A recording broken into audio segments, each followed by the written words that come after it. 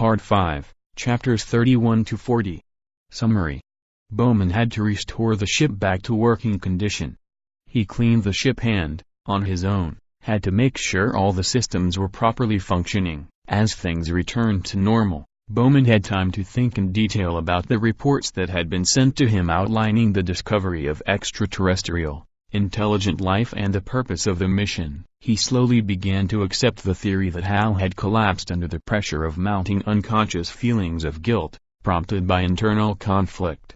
As the days passed and Saturn approached, though, Bowman began to look ahead. Speculation abounded as to the nature of these extraterrestrial beings, ETS, and their origin. Some argued that they could not have come from outside the solar system because it would take too long to get there from any of the surrounding stars, while others argued that they might be able to travel through wormholes and circumvent the laws of physics, as they are currently known to man. It was wondered how long man would have before this civilization returned.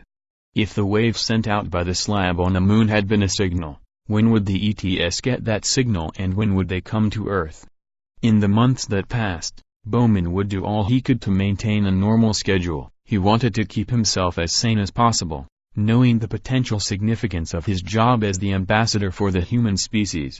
Bowman was now nearing Saturn and began passing by her moons. Discovery was to slow down and become a moon of Saturn, passing through the orbit of, and ultimately rendezvousing with Japetus. The meeting with Japetus was 14 days hence and Bowman knew that, were he to fail to make it to Japetus at this time, he would be long dead by the time the orbit of Discovery crossed again near Japetus. As the day neared, Bowman completed the final necessary maneuvers and Discovery began to orbit around Japetus. Bowman had noticed a big black spot on Japetus. Passing near it, he saw that it was a large black slab at least a mile high. It was TMA-1's big brother. For 3 million years, this stargate had been on Japetus, waiting to be discovered.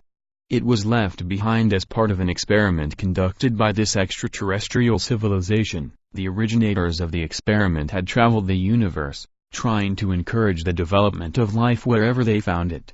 As they had an entire universe to explore and cultivate, they could not stay around Earth and watch to see what developed. Earth was only one of many worlds on which they had attempted to push along the evolutionary process. These beings had, themselves, long evolved. First, they had outgrown their bodies of flesh and, having learned to store their brains in machines of metal and plastic, ultimately, they learned to store their thoughts in light and freed themselves from all matter and time. Bowman decided to attempt to take one of the extravehicular pods and land on the Stargate in order to explore it further. He sent out signals to the Stargate, but it made no response. As Discovery began to descend to it, though, the Stargate began to follow orders that it had long ago received. Bowman anxiously waited as Discovery moved closer to the Stargate. It had still not changed at all. Bowman saw no way in. As he passed over it, it began to appear as if receding. The last sentence he communicated to Mission Control was "The thing's hollow. It goes on forever, and, oh my God!" It's full of stars. The Stargate opened and closed and disappeared from Japetus. Analysis. In Chapter 31, Bowman is reflecting on the political reasons for which the real purpose of the Discovery mission was kept secret. From his present viewpoint, the narrator tells us, looking back on Earth as a dim star almost lost in the sun, such considerations now seemed ludicrously parochial. Bowman's universe has expanded tremendously.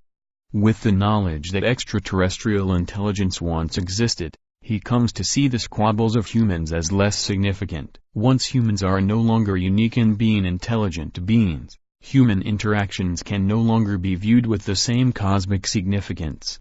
The discovery of intelligent life, and especially intelligent life that precedes humans, could be expected to have effects much like the Copernican revolution. Man's view of his own importance declined when he discovered that he was not at the center of the universe, that the physical world had not been created around him. In much the same way, the discovery that other intelligent life preceded man would upset humanity's conception of itself as special. In being the most intelligent living thing in the universe, man would become just another of the intelligent civilizations that once existed. stripped of the distinction of interacting with the universe in a special way that no others had. As Bowman approaches Japetus, he realizes that he has no hope of surviving the mission and he will never return to Earth. Rather than bemoan his fate, however, Bowman is excited about the exploration that lies in front of him. His perspective on the entire world has been radically shifted by his knowledge of extraterrestrial intelligence. Much as matters of the Earth seem insignificant, even his own life is not that important. A true explorer, his curiosity about this unknown civilization is enough to sustain him. He is genuinely excited to explore the Stargate, even though he believes that he will soon die.